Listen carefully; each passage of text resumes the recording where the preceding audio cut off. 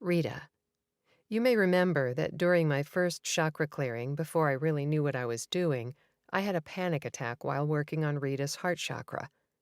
This is where her ideas about love, trust, and connectivity and traumas associated with them were stored. I bumbled my way through a few more experiences before I got the hang of working with the heart chakra. Mark. Mark came in for a sports massage a few weeks before the Chicago Marathon. He was planning to run, but hadn't really trained and was experiencing muscle tightness, pain, and fatigue in his legs. I told him I'd do what I could, but urged him to manage his expectations.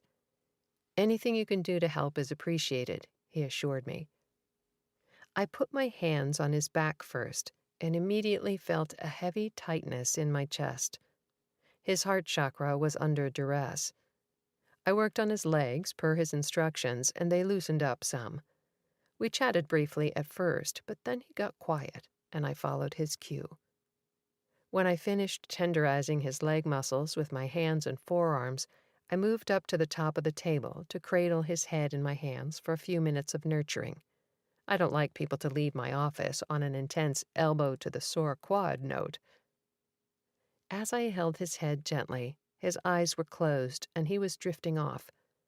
My heart, indicating his heart, was still uncomfortably tight, so without explaining why, I asked him if I could try an energetic technique, and he consented.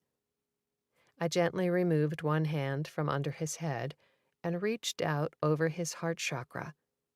I felt a storm cloud there as my hand passed over, prickling me like a gentle, dense static.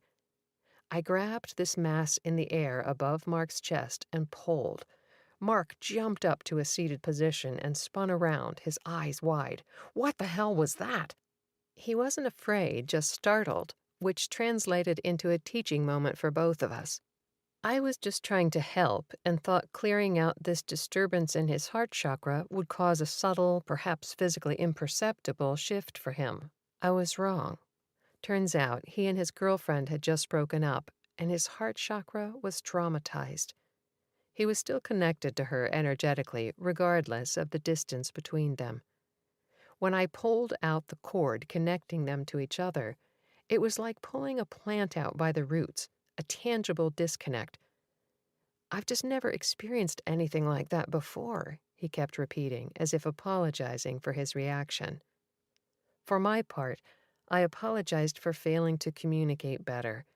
I became more diligent with clients going forward and revised my intake form to include an informative section about my work with energy fields and potential outcomes. Mark ran the marathon without incident and was very grateful for that. He also told many people in his circle he is now a believer in energy healing modalities. Emily. Emily came into my office a few months after the death of her father for a chakra clearing. You may recall that my father's death was a big loss for me. I was a bit concerned that I would feel her pain empathetically, calling up all my own grief again. As I worked with her chakras, I expected to find imbalance at the first chakra concerning close community, but it was negligible. I proceeded through the rest of the chakras, and upon arriving at her heart, I mentally braced up against what I expected to feel there. To my surprise, there was no tsunami of sadness or pain. Instead, I began coughing uncontrollably. Fortunately, there were only 10 minutes left in the session because I couldn't recover and we had to stop, with me choking, sputtering, and trying to catch my breath. When I was finally able to ask her what was going on, she said, very sheepishly, that when her father died, she had begun smoking. So in the energetic triage that her body did for her that day, it was decided that the fresh damage to her lungs, governed by the heart chakra, took precedence over her emotional loss. This was not a decision that I made or that she was consciously aware of, but it's what happened. This reinforced for me that I should not have preconceived notions about what would take place in a session. I should set my intentions based on what's best for my client, taking into account their requests, and then be open to whatever came up, no matter what form it took.